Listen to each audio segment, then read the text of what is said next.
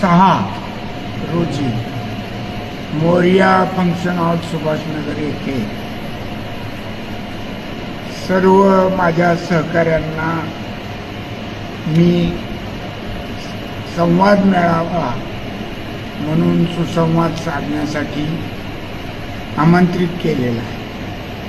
तर मी तुमच्या माध्यमातून माझ्या सहकाऱ्यांना या निमित्तानं विनंती करतो की उद्या 4 वाजेपर्यंत आपण सर्वांनी